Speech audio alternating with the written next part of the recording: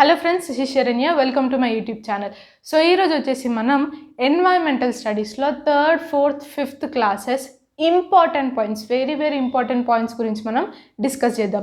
ఏ points నుంచి అయితే 3rd, 4th, 5th NCERT text బుక్స్లో నుంచి ఎక్కడి నుంచి అయితే ఎవ్రీ ఇయర్ క్వశ్చన్స్ అడుగుతారో ఆ ఇంపార్టెంట్ పాయింట్స్ అనేవి ఈరోజు మనం డిస్కస్ చేద్దాం.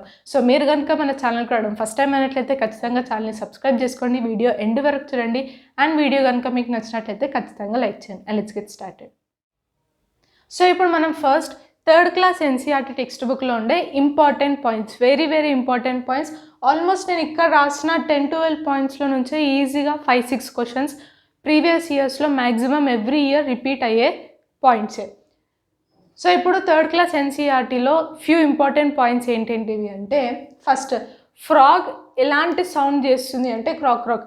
ఇంకొక పాయింట్ ఏంటి అంటే, నేను బోర్డు పైన రాసే ప్రతి పాయింట్ కూడా మీ నోట్బుక్లో రాసుకోండి. ఎవ్రీడే మ్యాక్సిమం రివైజ్ చేయడానికి ట్రై చేయండి. బికాజ్ ఈరోజు మనం డిస్కస్ చేసే క్లాస్లో ప్రతిదీ కూడా ఇంపార్టెంట్ పాయింటే, ప్రతిదీ కూడా ప్రీవియస్ ఇయర్స్లో అడిగిన పాయింట్సే. నెక్స్ట్, క్యాన్ హాప్, ఎలా ఏ యానిమల్స్ హాప్ చేయగలుగుతాయి. అండ్ ఇంకొక పాయింట్ ఏంటిది అంటే, ఈ ఎన్సీఆర్టీ టెక్స్ట్ బుక్స్ ఏవైతే ఉన్నాయో ఇవి మళ్ళీ మనకి రివైజ్ చేయలేదు. అంటే ఫ్యూ పాయింట్స్ ఏంటి అంటే ఇవి ఆల్రెడీ ఓల్డ్ పాయింట్స్ మాత్రమే ఉంటాయి. అంటే వాటిని మళ్ళీ కరెక్ట్ పాయింట్స్గా, అంటే తర్వాత ఫ్యూ చేంజెస్ వచ్చాయి మన ఎన్వైరన్మెంట్లో కానీ స్టేట్స్ విషయంలో కానీ ఫ్యూ చేంజెస్ వచ్చాయి. ఆ చేంజెస్ ఎన్సీఆర్టీ టెక్స్ట్ బుక్స్లో చేయలేదన్నమాట, రివైజ్ చేయలేదు. సో ఓన్ నాలెడ్జ్ ఇక్కడ వాడకండి. ఎన్సీఆర్టీ టెక్స్ట్ బుక్స్లో ఏ పాయింట్స్ అయితే మెన్షన్ చేశారో అవే పాయింట్స్ మీరు ఎగ్జామ్లో టిక్ చేయాల్సి ఉంటుంది. ఇప్పుడు ప్రజెంట్ చేంజ్ అయింది కదా, అంటే ఇప్పుడు ఫ్యూ ప్లేసెస్ ఉన్నాయి. పోచంపల్లి ప్లేస్ తీసుకోండి. ఎన్సీఆర్టీ టెక్స్ట్ బుక్లో ఏంటి అంటే ఏపీ అని మెన్షన్ ఉంటుంది, తెలంగాణ అని మెన్షన్ చేయరు అక్కడ. సో అక్కడ మీరు తెలంగాణ అని టిక్ చేసి వస్తే అక్కడ రాంగ్ అవుతుంది.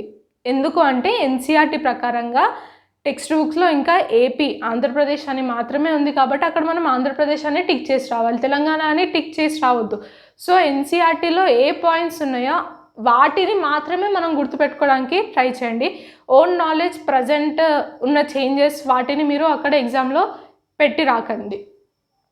సో ఏ యానిమల్స్ హాప్ చేయగలుగుతాయి, ఎగరగలుగుతాయి? ఫ్రాగ్, కంగారు, హేర్, ఈ 3 కూడా హాప్ చేయగలుగుతాయి. Next, very important point, cinchona quinine. ఇదేంటి అంటే ఇది ఒక చెట్టు. సింకోనా క్వినైన్ అనేది ఒక చెట్టు. సో దాని బార్క్ ఏదైతే ఉంటుందో దాని ట్రంక్ నుంచి బార్క్స్ తీసి అది మనం దేనికి వాడతాము అంటే, మలేరియా వచ్చినప్పుడు మెడిసిన్ ఏదైతే ఉంటుందో ఆ మలేరియా యొక్క మెడిసిన్లో మనం ఈ సింకోనా ట్రీ యొక్క బార్క్ అనేది మనం వాడుతూ ఉంటాం. ఇది ఆల్మోస్ట్ ఇఫ్ ఇన్ కేస్ మీరు ఆల్రెడీ ప్రీవియస్ ఇయర్స్ ఎగ్జామ్స్ రాసుంటే మీకు తెలిసి ఉంటుంది. ఇది చాలాసార్లు రిపీట్ అయిన క్వశ్చన్. సో మలేరియా మెడిసిన్ ఏదైతే ఉందో అందులో మనం ఏ ట్రీ యొక్క బార్క్ యూజ్ చేస్తామని అడుగుతూ ఉంటాడు. ఆన్సర్ వచ్చేసి సింకోనా క్వినైన్. ఇంకోలాగా ఎలా అడుగుతాడు అంటే, సింకోనా ట్రీ యొక్క బార్క్ మనం ఏ డిజీజ్ని తగ్గించడం కోసం వాడుతూ ఉంటాం. ఆన్సర్ వచ్చేసి malaria. Next, xerophytes are desert plants. Desert plants నుంచి కూడా మన క్వశ్చన్స్ ప్రీవియస్ ఇయర్స్లో ఖచ్చితంగా అడిగారు. సో డెజర్ట్ ప్లాంట్స్కి ఎగ్జాంపుల్స్ ఏంటంటే cactus, Australian oak, khejri. So ఈ ఆస్ట్రేలియన్ ఓక్ ఎక్కడ ఆస్ట్రేలియన్ ఓక్ అనేది ఎక్కడ మనకి దొరుకుతుంది అని అడుగుతూ ఉంటాడు. సో ఇది ఆస్ట్రేలియన్ డెజర్ట్స్లో దొరుకుతూ ఉంటుంది. నెక్స్ట్, ఈ ట్రీస్ గురించి మళ్ళీ మనకు 4th క్లాస్ 5th క్లాస్ ఎన్సీఆర్టీలో ఇంకొంచెం డీటెయిల్గా ఉంది, అక్కడ నేను మళ్ళీ డీటెయిల్గా ఎక్స్ప్లెయిన్ చేస్తాను. ఇక్కడ 3rd క్లాస్ ఎన్సీఆర్టీ పాయింట్స్ మాత్రమే నేను చెప్తున్నాను.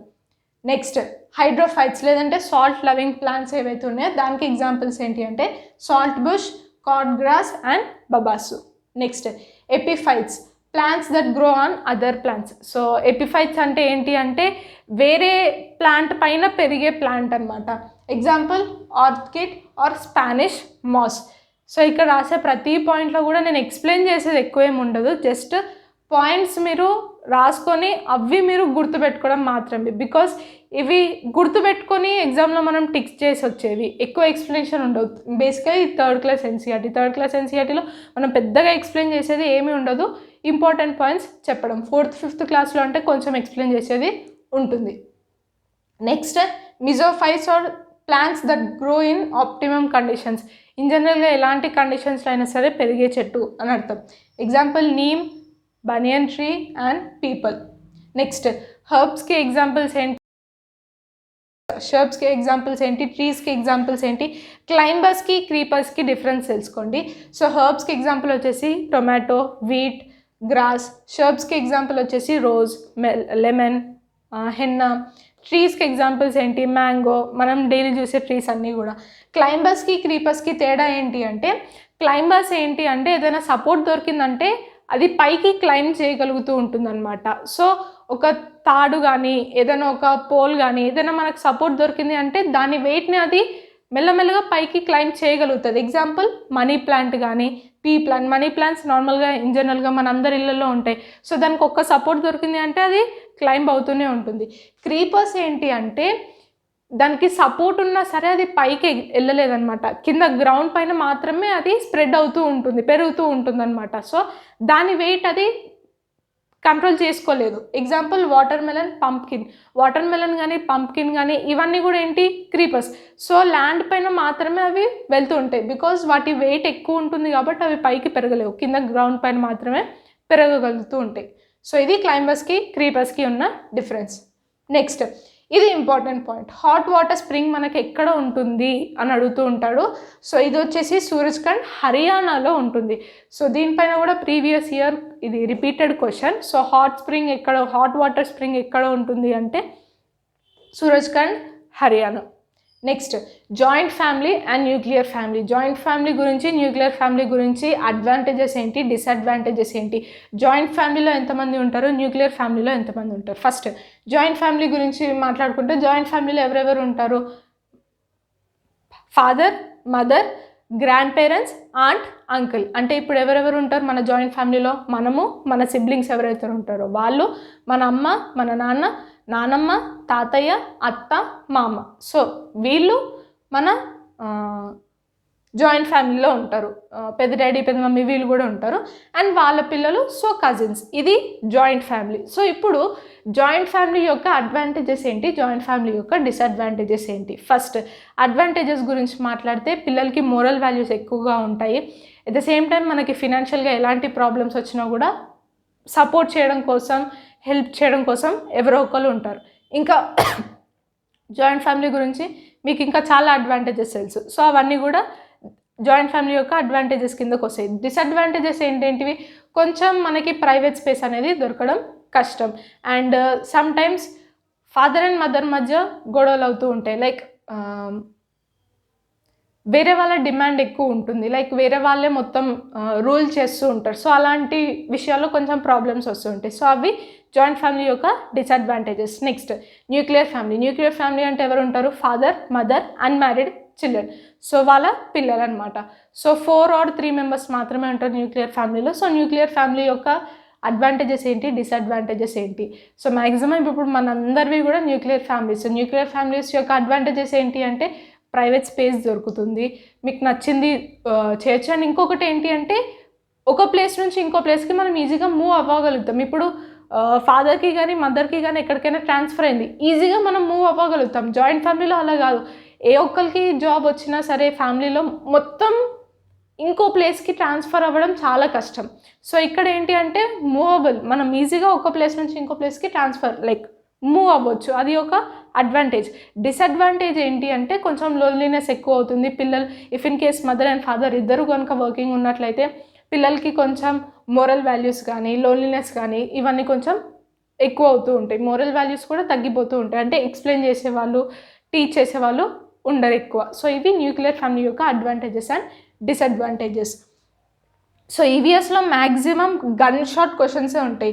డైరెక్ట్ ఇక్కడ చూపించినట్టు ఇది gun shot question. Cinchona tree దేనికి వాడతామంటే మలేరియన్ మెడిసిన్ యూజ్ చేయడం కోసం. మలేరియా మెడిసిన్ తగ్గించడం కోసం ఏ ట్రీని వాడతామంటే cinchona. So maximum gun shot questions ఉంటాయి. And choosing like match the following types questions కూడా మనకి ఉంటాయి. సో నెక్స్ట్ రైస్ ఏ స్టేట్స్లో ఎక్కువ తింటూ ఉంటారు, హిమాచల్ ప్రదేశ్, బీహార్, బెంగాల్, ఏపీ, కేరళ. ఇక్కడ మనము తెలంగాణలో కూడా తింటూ ఉంటాం కదా మ్యామ్ అని అంటూ ఉంటారు. సో ఇది ఎన్సీఆర్టీ రివైజ్ చేయలేదు, చేంజెస్ చేయలేదు. సో ఇక్కడ ఏపీ అని మాత్రమే ఉంటుంది, అంటే ఇంకా అప్పటికి కంబైన్డ్ అని అర్థం.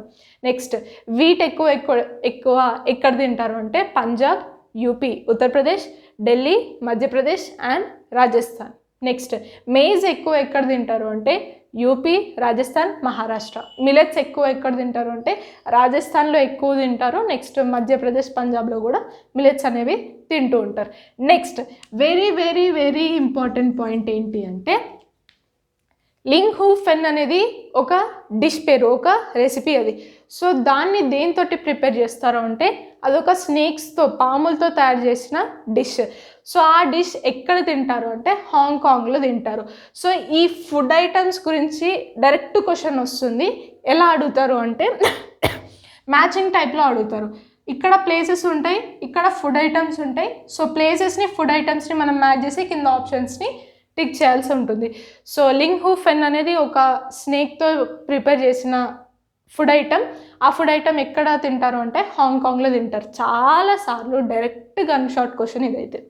Next coconut oil. ఇంకొక పాయింట్ ఏంటి అంటే ఇండియాలో ఎక్కువ మస్టర్డ్ ఆయిల్ వాడుతూ ఉంటారు, ఆవాల నూనె ఎక్కువ వాడుతూ ఉంటారు. నెక్స్ట్ కోకోనట్ ఆయిల్ ఎక్కడెక్కడ వాడతారు అంటే ఫుడ్ని ప్రిపేర్ చేసేటప్పుడు కోకోనట్ ఆయిల్ ఏ ఏ ప్లేసెస్లో వాడతారు? గోవా, కేరళ, తమిళనాడు. ఇది కూడా డైరెక్ట్ క్వశ్చన్ అడుగుతూ ఉంటారు. Next tapioca. సో టపియోకా అంటే ఏం లేదు, సాబ్దానా. సో ఇది కేరళలో ఎక్కువగా తింటూ ఉంటారు. సో కేరళలో ఎక్కువ ఏది తింటారు అంటే టపియోకా, సాబ్దానా. సాబ్దానాని సగ్గుబియ్యం అని కూడా అంటూ ఉంటారు. ఇవి డైరెక్ట్ క్వశ్చన్స్. నెక్స్ట్ డెఫ్ పీపుల్ కానీ లేదంటే డమ్ పీపుల్ కానీ, లైక్ ఎవరైతే మాట్లాడలేరో, ఎవరైతే వినలేరో, సో అలాంటి వాళ్ళు ఎలా కమ్యూనికేట్ చేస్తూ ఉంటారు? సైన్ లాంగ్వేజ్ ద్వారా కమ్యూనికేట్ చేస్తూ ఉంటారు. అండ్ ఇంకొక పాయింట్ ఏంటంటే ఇఫ్ ఇన్ కేస్ వాళ్ళకి రాయడం వచ్చినట్లయితే రాసి ఎదుటి వాళ్ళకి ఎక్స్ప్లెయిన్ చేస్తూ ఉంటారు. సో అది. ఇంకొక పాయింట్ ఏంటి అంటే డ్యాన్స్ ఫామ్స్లో, లైక్ డ్యాన్స్ చేసేటప్పుడు మనం హ్యాండ్స్తో కొన్ని ముద్రాస్ పెడుతూ ఉంటాం, హ్యాండ్స్తో కొన్ని పోస్చర్స్ పెడుతూ ఉంటారు. దాన్ని ఏమంటారు అంటే ముద్రాస్ అని అంటారు. నెక్స్ట్ ఫేస్ ద్వారా ఎక్స్ప్రెషన్స్ ఏవైతే మనం పెడుతూ ఉంటామో డ్యాన్స్ ఫామ్లో దాన్ని మనం భావాలు అని అంటాం. Next Maina, bird and owl. ఇది మళ్ళీ వెరీ వెరీ ఇంపార్టెంట్. ఇక్కడ నుంచి కూడా direct questions, gun shot questions చాలాసార్లు వచ్చాయి. సో మైనా ఏంటి అంటే తన ఫేస్ని, లైక్ నెక్ ఏదైతే ఉంటుంది, లైక్ ఫార్వర్డ్కి బ్యాక్వర్డ్కి ఇలా జర్క్ ఇస్తూ మూమెంట్ అనేది ఉంటుంది. ఔల్ ఏంటి అంటే ఫేస్ని రొటేట్ చేయగలుగుతుంది. ఫ్రంట్ ఇలా ఉంది అనుకోండి, బ్యాక్వర్డ్స్ ఇలా డైరెక్ట్ రొటేట్ చేయగలుగుతుంది. మ్యాక్సిమం ఎక్స్టెంట్ వరకు 270 to 360 degrees వరకు అది ఫేస్ని రొటేట్ చేయగలుగుతుంది. ఏది? ఔల్. అయితే ఇక్కడ నుంచి క్వశ్చన్ ఎలా అడుగుతారంటే ఏ బర్డ్ తన నెక్ని ఫార్వర్డ్ అండ్ బ్యాక్వర్డ్ జర్క్తో మూమెంట్ ఇస్తుంది అంటే answer Maina. And A bird maximum extent వరకు ఫేస్ని రొటేట్ చేయగలుగుతుంది అంటే ఆన్సర్ ఔల్. ఇక్కడ నుంచి చాలాసార్లు క్వశ్చన్ అడిగారు. నెక్స్ట్ ఇవి కూడా very very important points. Bronze ఏదైతే ఉందో ఆ మెటల్ని మనం దేనికి యూజ్ చేస్తూ ఉంటాం? మెడల్స్ ప్రిపరేషన్, లైక్ మెడల్స్ తయారు చేయడంలో బ్రాంజ్ వాడుతూ ఉంటాం. స్టాచ్యూస్ తయారు చేయడం కోసం బ్రాంజ్ వాడుతూ ఉంటాం. క్యానన్ బాల్స్ కానీ, కాయిన్స్ కానీ, ఇవన్నీ కూడా తయారు చేయడం కోసం మనం బ్రాంజ్ అనేది వాడుతూ ఉంటారు. Next bronze, brass, steel. ఈ మూడు కూడా ఏంటిది? అలాయ్స్. అలాయ్స్ అంటే ఏంటి? 2 or more ఎలిమెంట్స్ యొక్క మిక్చర్ తోటి తయారు చేసిన మెటీరియల్ అని అర్థం. దాన్ని మనం అలాయ్ అని అంటాం. 2 కానీ మోర్ ఎలిమెంట్స్ తోటి తయారు చేసిన, అంటే ఆ మిక్చర్తో తయారు చేసిన మెటీరియల్స్ని అలాయ్స్ అంటాం. సో అలాయ్స్కి 3rd class NCERTలో మనకిచ్చిన ఎగ్జాంపుల్స్ ఏంటి అంటే బ్రాంజ్, బ్రాస్, స్టీల్. ఇప్పుడు ఇక్కడ నుంచి క్వశ్చన్ ఎలా అడుగుతాడు అంటే బ్రాంజ్ అనేది ఏ ఎలిమెంట్స్తో తయారు చేసేవారు అని అర్థం. సో ఇక్కడ నుంచి 2021 మొన్న జరిగిన జనవరి క్వశ్చన్ పేపర్లో కూడా ఇక్కడ నుంచి డైరెక్ట్ క్వశ్చన్ అడిగారు. సో బ్రాంజ్ ఏంటిది అంటే కాపర్ అండ్ టిన్ తోటి, ఆ రెండిటి యొక్క మిక్చర్ తోటి బ్రాంజ్ తయారవుతుంది. బ్రాస్ తోటి కాపర్, అంటే బ్రాస్ అనే మెటీరియల్ని మనం కాపర్ అండ్ జింక్ ఈ రెండింటి మిక్చర్ తోటి బ్రాస్ తయారు చేస్తాం. స్టీల్ ఏంటి అంటే ఈ 4 పాయింట్స్లో కూడా ఏవి వెరీ వెరీ ఇంపార్టెంట్ అంటే బ్రాంజ్ అండ్ బ్రాస్. ఈ రెండింటి నుంచి ఎక్కువ క్వశ్చన్స్ అనేవి అడుగుతూ ఉంటారు. సో ఇవి మీరు ఏం లేదు గుర్తుపెట్టుకోవడమే డైరెక్ట్. ఇంకా బ్రాస్ అనేది ఏ మిక్చర్స్ తోటి తయారు చేస్తారంటే కాపర్ అండ్ జింక్ తోటి తయారు చేస్తారు. నెక్స్ట్ వీటి కెమికల్ ఫార్ములాస్ కూడా మీరు గుర్తుపెట్టుకోండి. నెక్స్ట్ స్టీల్ వచ్చేసి ఐరన్, కాపర్, క్రోమియం. ఈ 3 కలిపితేనే మనకు స్టీల్ అనేది తయారవుతుంది. మరి స్టెయిన్లెస్ స్టీల్ దేంతో తయారు చేస్తారంటే ఈ మూడిటికి నికెల్ కూడా యాడ్ చేస్తే స్టెయిన్లెస్ స్టీల్ తయారవుతుంది. సో ఇక్కడ మనం డిస్కస్ చేసుకున్న 10-12 పాయింట్స్లో నుంచే 1, 2, 3, 4, 5, 6 ఆల్మోస్ట్ ఇక్కడనే 6 questions every year maximum repeat అవుతూనే ఉంటాయి. సో ఈరోజు మనం డిస్కస్ చేసుకునే ప్రతి పాయింట్ కూడా నోట్ చేసుకోండి. మ్యాక్సిమం ఎవ్రీడే రిపీట్ చేయడానికి ట్రై చేయండి, రివైజ్ చేసుకోవడానికి ట్రై చేయండి. సో నెక్స్ట్ ఇంపార్టెంట్ పాయింట్స్ ఏంటి అంటే కుకింగ్ బేస్డ్ అనమాట. అంటే ఏ ఫుడ్ ఐటమ్స్ని మనం ఎలా కుక్ చేస్తూ ఉంటాం. ఫస్ట్ రోస్టింగ్ మెథడ్ ద్వారా మనం ఏవేవి కుక్ చేస్తాం. ఒకటి sweet potato, next corn, next chicken. ఇవన్నీ కూడా ఏంటి రోస్ట్ చేస్తూ ఉంటాం. నెక్స్ట్ బాయిలింగ్, ఏవేవి బాయిల్ చేసి మనం తింటూ ఉంటాం. పొటాటో, రైస్, ఎగ్స్, ఈ 3 కూడా ఏంటి బాయిల్ చేసి తింటాం. నెక్స్ట్ ఫ్రైయింగ్, ఏవేవి మనం ఫ్రై చేసి తింటాం. పూరి, పకోడీ, సమోసా. సో ఇంకా చాలా ఫుడ్ ఐటమ్స్ ఉంటాయి. 3rd క్లాస్ ఎన్సీఆర్టీ టెక్స్ట్ బుక్లో మెన్షన్ చేసిన ఫుడ్ ఐటమ్స్ ఇవి. Next baking. So baking method ద్వారా మనం ఏవేవి కుక్ చేస్తూ ఉంటాం. కేక్ కానివ్వండి, చపాతీ కానివ్వండి, బిస్కెట్స్ కానివ్వండి, ఇవన్నీ కూడా ఏంటి బేకింగ్ మెథడ్ ద్వారా మనం కుక్ చేస్తూ ఉంటాం. Last steaming. సో స్టీమ్ ద్వారా మనం ఏవేవి కుక్ చేస్తూ ఉంటాం. ఇడ్లీ, డోక్లా, మోమోస్ అండ్ పోహా అంటే అటుకులు. సో ఇవన్నీ కూడా ఏంటి స్టీమింగ్ మెథడ్ ద్వారా మనం కుక్ చేస్తూ ఉంటాం. Next very very important point Braille script. ఇక్కడ నుంచి డైరెక్ట్ గన్ షాట్ క్వశ్చన్ వస్తుంది. సో బ్రెయిలీ స్క్రిప్ట్ అనేది ఎవరు ఇన్వెంట్ చేశారు అంటే Louis Braille. So Louis Braille కూడా ఏంటి అంటే అతను 3 years ఉన్నప్పుడు తన కంటి చూపుని కోల్పోయాడు అనమాట. సో అతను 1824లో ఈ బ్రెయిలీ స్క్రిప్ట్ని ఇన్వెంట్ చేశారు. సో ఎవరికైతే కళ్ళు బ్లైండ్ పీపుల్ ఎవరైతే ఉంటారో సో వాళ్ళు టచ్ మెథడ్ ద్వారా, అంటే ఇప్పుడు మనం బుక్స్ చూసి చదువుతాం, వాళ్ళకు కూడా స్పెషల్ బుక్స్ ఉంటాయి. ఏవైనా సరే వాళ్ళు టచ్ చేసి నేర్చుకుంటూ ఉంటారు, తెలుసుకుంటూ ఉంటారు. సో బుక్స్ వాళ్ళ రీడింగ్ కానీ బుక్స్ కానీ ఎలా ఉంటాయి అంటే బ్రెయిలీ స్క్రిప్ట్లో ఉంటాయి. సో బ్రెయిలీ స్క్రిప్ట్లో ఏంటి అంటే 6 dots యూజ్ చేసి ఏదైనా సరే వాళ్ళు చదువుతూ ఉంటారనమాట. సో ఈ పాయింట్ పైన క్వశ్చన్ అనేది వస్తుంది. సో బ్రెయిలీ స్క్రిప్ట్లో ఎన్ని డాట్స్ యూజ్ చేసి వాళ్ళు తయారు చేస్తూ ఉంటారు. సో బ్రెయిలీ స్క్రిప్ట్లో 6 dots ఉంటాయి. అంటే 6 dots యూజ్ చేసి వాళ్ళకి మొత్తం స్క్రిప్ట్ అనేది ఉంటుంది. నెక్స్ట్ లూయి బ్రెయిలీ ఎక్కడ పుట్టారు, ఎప్పుడు పుట్టారు అంటే ఫ్రాన్స్లో పుట్టారు, 4th January 1809. Next houses. ఇది very very important. So different ప్లేసెస్లో హౌజెస్ అనేవి ఏ మెటీరియల్ తోటి బిల్డ్ చేస్తారు అంటే ఇప్పుడు డిఫరెంట్ ఏరియాస్ ఉన్నాయి మన దగ్గర. కాశ్మీర్ కానివ్వండి, రాజస్థాన్ కానివ్వండి, టోటలీ ఆపోజిట్ టెంపరేచర్స్. సో ఇలా డిఫరెంట్ టెంపరేచర్ బేస్డ్ వాళ్ళు వాళ్ళ హౌజెస్ని ఎలాంటి మెటీరియల్స్ తోటి కన్స్ట్రక్ట్ చేసుకుంటూ ఉంటారు. దీని బేస్డ్ క్వశ్చన్స్ ఖచ్చితంగా అడుగుతారు. ఫస్ట్ అస్సాం గురించి మాట్లాడితే అస్సాంలో ఏంటి అంటే హెవీ రెయిన్ఫాల్ ఉంటుంది. అక్కడ రెయిన్ఫాల్ హైట్ వచ్చేసి ఎక్కువగా ఉంటుంది, ఆల్మోస్ట్ 25 centimeters అబవ్ ఉంటుంది. సో ఇక్కడ ఎక్కువ రెయిన్ఫాల్ ఉండడం వల్ల ఈ అస్సాంలో ఉండే పీపుల్ ఇళ్ళని హౌజెస్ని ఎలా కన్స్ట్రక్ట్ చేసుకుంటూ ఉంటారంటే 10 to 12 feet అబవ్ గ్రౌండ్. అంటే మన గ్రౌండ్ నుంచి ఒక 10-12 feet అబవ్ అన్నమాట. సో ఇక్కడ వాళ్ళ ఇల్లులు ఎలా ఉంటాయంటే కింద వాళ్ళు బ్యాంబూ స్టిక్స్ తోటి పిల్లర్స్ అనేవి తయారు చేసుకొని దానిపైన హౌజెస్ అనేవి కన్స్ట్రక్ట్ చేసుకుంటూ ఉంటారు. సో వాళ్ళ ఇల్లులు మొత్తం కూడా స్లాంట్ రూఫ్తో ఉంటాయి. ఎందుకు స్లాంట్ రూఫ్తో ఉంటాయి? వాటర్ మొత్తం కూడా కిందకి పడిపోవడానికి. సో ఇక్కడ ఈ బ్యాంబూ పిల్లర్స్ తోటి ఏవైతే వాళ్ళు 10 to 12 feet హైట్ చేసుకుంటారో ఇక్కడ వాళ్ళు ఎలా క్లైంబ్ చేస్తారు అంటే ల్యాడర్ యూజ్ చేసి ఎక్కుతూ ఉంటారు. సో నైట్ టైమ్స్లో ఏంటి అంటే ల్యాడర్స్ అనేవి తీసేస్తారు సో దట్ ఎలాంటి వైల్డ్ యానిమల్స్ కూడా ఇంట్లోకి రాకుండా. సో ఇది అస్సాం హౌజెస్. ఈ పిల్లర్స్ కూడా బ్యాంబూ పిల్లర్స్ యూజ్ చేస్తారు. 10 to 12 feet above the ground కట్టుకుంటారు. అండ్ వాళ్ళకి స్లాంట్ రూఫ్ ఉంటుంది. రూఫ్ అనేది మన ఇంటి పైన రూఫ్ అనేది స్లాంట్గా ఉంటుంది. నెక్స్ట్ కాశ్మీర్. సో కాశ్మీర్లో ఇల్లులు ఎలా ఉంటాయంటే అక్కడ మొత్తం కూడా బోట్ హౌజెస్ ఉంటాయి. సో బోట్ హౌజెస్ పేరేంటి అంటే షికారా. ఇది చాలాసార్లు రిపీట్ అయిన క్వశ్చన్. సో బోట్ హౌజెస్ ఎక్కడ ఉంటాయి? షికారా అనేది మనకి ఎక్కడ కనిపిస్తుంది అంటే దాల్ లేక్లో కనిపిస్తుంది. దాల్ లేక్ ఎక్కడ ఉందంటే శ్రీనగర్, జమ్మూ అండ్ కాశ్మీర్. సో కాశ్మీర్లో మనకి షికారాస్ ఉంటాయి. సో షికారా అంటే బోట్ హౌస్ అని అర్థం. సో ఇవి ఎక్కడ మనకు కనిపిస్తాయి అంటే దాల్ లేక్ పైన కనిపిస్తాయి. ఈ లేక్ పేరు గుర్తుపెట్టుకోండి, ఇక్కడ నుంచి క్వశ్చన్ వస్తుంది. సో దాల్ లేక్ పైన మనకి ఇవి ఉంటాయి. అండ్ ఇంకొక పాయింట్ ఏంటి అంటే Chand Chinari or Char Chinari or Rupa or Rupalanka, ఇవన్నీ కూడా ఏంటి అంటే ఒకటే దాని పేరు, అదొక ఐలాండ్ పేరు. దాల్ లేక్లో మనకి 3 ఐలాండ్స్ ఉంటాయి. ఆ 3 ఐలాండ్స్లో ఒక ఐలాండ్ పేరు ఏంటి అంటే చాంద్ చినారి. సో ఇదేంటి, ఎందుకు దీన్ని చాంద్ చినారి అంటారంటే ఈ మొత్తం ఐలాండ్ చుట్టూ కూడా మనకి బ్లూ మౌంటైన్స్ తోటి కవర్ అయి ఉంటుందన్నమాట.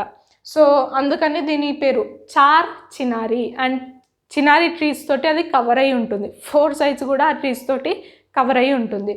సో అందుకని దానికి ఆ పేరు. సో ఇది ఏంటి అంటే ఇది ఒక ఐలాండ్, ఎక్కడ దాల్ లేక్లో ఇది ఒక ఐలాండ్. సో దాల్ లేక్ ఎక్కడ ఉంది అంటే శ్రీనగర్, జమ్మూ అండ్ కాశ్మీర్. అండ్ దాల్ లేక్లో మనకి 3 ఐలాండ్స్ ఉంటాయని చెప్పాను కదా, అందులో 2 ఐలాండ్స్ ఏంటి అంటే చినార్ ట్రీస్ తోటి కవర్ అయి ఉంటుంది అనమాట. నెక్స్ట్, సో ఇది రాజస్థాన్ హౌజెస్. నెక్స్ట్ ఏంటి అంటే కాశ్మీర్ హౌజెస్. నెక్స్ట్ ఏంటి అంటే రాజస్థాన్. సో రాజస్థాన్లో ఏంటి, రెయిన్ఫాల్ అనేది చాలా తక్కువగా ఉంటుంది అండ్ టెంపరేచర్ మాత్రం చాలా హైగా ఉంటుంది.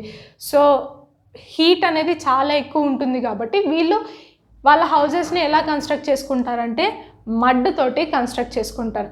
సో మట్టి అనేది ఎలా ఉంటుంది, ఎలా యాక్ట్ చేస్తుంది అంటే బయట ఉన్న టెంపరేచర్ని లోపలికి రానియకుండా అడ్డుగా ఉంటుంది. సో అందుకని మడ్ అనేది యూజ్ చేస్తారు. ఆర్ని బుషెస్ తోటి వీళ్ళ రూఫ్ అనేది తయారు చేసుకుంటూ ఉంటారు. అంటే కొంచెం ముళ్ళులు ఉన్న చెట్లతోటి, బుషెస్ తోటి వాళ్ళు రూఫ్ అనేది తయారు చేసుకుంటారు.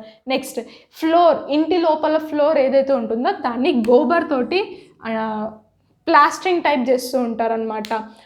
ఇల్లు మొత్తం కూడా మట్టితోటి ప్లాస్టరింగ్ చేస్తారు, ఫ్లోర్ మొత్తం కూడా గోబర్ తోటి ప్లాస్టరింగ్ చేస్తారు. అంటే గోబర్ ఎందుకు యూజ్ చేస్తారు, ఆవు పేడ ఎందుకు యూజ్ చేస్తారు అంటే ఒకటి ఇన్సెక్ట్స్ లోపలికి రావు, ఇల్లు ఇన్సెక్ట్స్ నుంచి కానీ వాటన్నిటి నుంచి కూడా కాపాడుతుంది. సో అందుకని గోబర్ యూజ్ చేస్తారు. సో ఇది రాజస్థాన్లో ఉంటుంది. నెక్స్ట్ మనాలి కానీ హిల్లీ ఏరియాస్లో కానీ ఎలాంటి ఇల్లులు కట్టుకుంటూ ఉంటారు, కన్స్ట్రక్ట్ చేసుకుంటూ ఉంటారు. సో మనాలి కానీ హిల్లీ ఏరియాస్ మీరు అబ్జర్వ్ చేసినట్లయితే రెయిన్ఫాల్ ఎక్కువగా ఉంటుంది, స్నోఫాల్ కూడా ఎక్కువగా ఉంటుంది. సో అందుకని వీళ్ళు ఏం చేస్తారు అంటే స్టోన్ అండ్ వుడ్ యూజ్ చేసి ఇల్లులు అనేవి కన్స్ట్రక్ట్ చేసుకుంటూ ఉంటారు. అండ్ వీళ్ళ రూఫ్ కూడా స్లాంట్ రూఫ్ ఉంటుంది, బికాజ్ ఇక్కడ హెవీ రెయిన్ఫాల్ కాబట్టి. సో ఇది హౌజెస్ గురించి. మీకు లదాఖ్ నుంచి కూడా అడుగుతారు. సో లదాఖ్ 4th 5thలో ఉంది, 3rd క్లాస్ ఎన్సీఆర్టీలో లదాఖ్ గురించి లేదు. సో లదాఖ్ గురించి వచ్చినప్పుడు దాని గురించి మాట్లాడుకుందాం. అండ్ నెక్స్ట్ ఈ 3rd క్లాస్ ఎన్సీఆర్టీలో నెక్స్ట్ దేని గురించి మాట్లాడారంటే స్కావెంజర్స్ గురించి మాట్లాడారు. సో స్కావెంజర్స్ ఏంటి అంటే వల్చర్స్ కానీ, హైనాస్ కానీ, క్రోస్ కానీ, కాకులు కానీ, చీమలు కానీ, వీటన్నిటినీ కూడా స్కావెంజర్స్ అంటారు. ఎందుకు స్కావెంజర్స్ అంటారంటే ఇవి ఏంటివి అంటే డెడ్ బాడీస్, ఈ ఫారెస్ట్లో ఏవైతే డెడ్ యానిమల్స్ ఉంటాయో, డెడ్ బాడీస్ ఉంటాయో వాటి బేస్డే వీటి ఫుడ్ ఉంటాయి. సో కాకులు కానివ్వండి, చీమలు కానివ్వండి, వల్చర్స్ కానివ్వండి, హైనాస్ కానివ్వండి ఏంటి అంటే డెడ్ యానిమల్స్ని తింటూ ఉంటాయి. సో అందుకని వీటిని స్కావెంజర్స్ అంటారు. ఈ స్కావెంజర్స్ని మున్సిపల్ కార్పొరేషన్ ఆఫ్ ఫారెస్ట్ అని కూడా అంటారు. సో ఇక్కడ నుంచి కూడా క్వశ్చన్ అడుగుతారు, మున్సిపల్ కార్పొరేషన్ ఆఫ్ ఫారెస్ట్ అని దేన్ని అంటారు అంటే స్కావెంజర్స్ని అంటారు. ఎందుకంటారు, ఇవి డెడ్ యానిమల్స్ని తిని మొత్తం నీట్గా క్లీన్గా ఉంచుతాయి ఫారెస్ట్ని, అందుకని వీటిని మున్సిపల్ కార్పొరేషన్ ఆఫ్ ఫారెస్ట్ అని అంటారు. దేన్ని, స్కావెంజర్స్ని. ఈ పాయింట్ గుర్తుపెట్టుకోండి. నెక్స్ట్ వరల్డ్ వాటర్ డే ఎప్పుడు అంటే 22nd March. So every year మనం వరల్డ్ వాటర్ డే ఎప్పుడు సెలబ్రేట్ చేసుకుంటాము అంటే 22nd March. Next map directions బాగా గుర్తుపెట్టుకోండి. 2 to 3 క్వశ్చన్స్ ఈజీగా అడుగుతారు మ్యాప్ దగ్గర నుంచి, డైరెక్షన్స్ దగ్గర నుంచి. నార్త్, సౌత్, ఈస్ట్, వెస్ట్, ఈ డైరెక్షన్స్ మీరు కరెక్ట్గా గ్రిప్ ఉన్నట్లయితే దీనిపైన మీకు ఈజీగా 2 to 3 క్వశ్చన్స్ ఈజీగా మీరు సాల్వ్ చేయగలుగుతారు. సో ఎలా అడుగుతారు అంటే ఒక పర్సన్ 50 meters ఈస్ట్ వైపు ట్రావెల్ చేశారు, ఆ తర్వాత ఇంకో 50 meters సౌత్ వైపు ట్రావెల్ చేశారు, దాని తర్వాత వెస్ట్ వైపు ట్రావెల్ చేశారు. సో ఇప్పుడు ఈ పర్సన్ ఎక్కడ ఉన్నారు, ఏ డైరెక్షన్లో ఉన్నారు, సౌతా, ఈస్టా, వెస్టా, నార్తా, ఇలాంటి క్వశ్చన్స్ అనేవి ఎక్కువగా అడుగుతూ ఉంటారు. సో ఈ డైరెక్షన్స్ పైన కొంచెం ప్రాక్టీస్ చేయండి. ఈ డైరెక్షన్స్ బేస్డ్ క్వశ్చన్స్ మీకు గూగుల్లో ఈజీగా దొరుకుతాయి. ఇఫ్ పాసిబుల్ నేను టెలిగ్రామ్ ఛానల్లో కూడా పోస్ట్ చేస్తాను. అండ్ ఏవైతే నోట్స్ నేను ఈరోజు డిస్కస్ చేస్తున్నానో ఇవన్నీ కూడా నేను టెలిగ్రామ్లో పోస్ట్ చేస్తాను, డోంట్ వరీ. అలా అని చెప్పి మీరు రాసుకోకుండా ఉండకండి, మీ నోట్స్ మీకే ఉండాలి. సో మ్యాప్ డైరెక్షన్స్ పైన కూడా క్వశ్చన్స్ అనేవి అడుగుతూ ఉంటారు. నెక్స్ట్ ఈ థర్డ్ క్లాస్ ఎన్సీఆర్టీలో లాస్ట్ ఇంపార్టెంట్ పాయింట్ ఏంటిది అంటే లివింగ్ అండ్ నాన్ లివింగ్కి డిఫరెన్స్ ఏంటి అని ఒక స్టేట్మెంట్స్ ఫామ్లో మనకి క్వశ్చన్స్ ఇస్తాడు. సో లివింగ్ థింగ్స్కి నాన్ లివింగ్ థింగ్స్కి డిఫరెన్స్ ఏంటి? లివింగ్ థింగ్స్ మన గురించి మాట్లాడుకుంటే మనం ఒక ప్లేస్ నుంచి ఇంకో ప్లేస్కి మూవ్ అవ్వగలుగుతాం, రైట్. ఇంకొకటి రిప్రొడ్యూస్ చేయగలుగుతూ ఉంటాం, అంటే ఇప్పుడు పాపులేషన్ని మనం పెంచుకోగలుగుతూ ఉంటాం.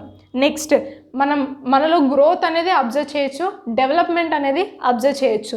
నెక్స్ట్ మనం బ్రీతింగ్ తీసుకుంటూ ఉంటాం. ఇవన్నీ కూడా ఏంటి?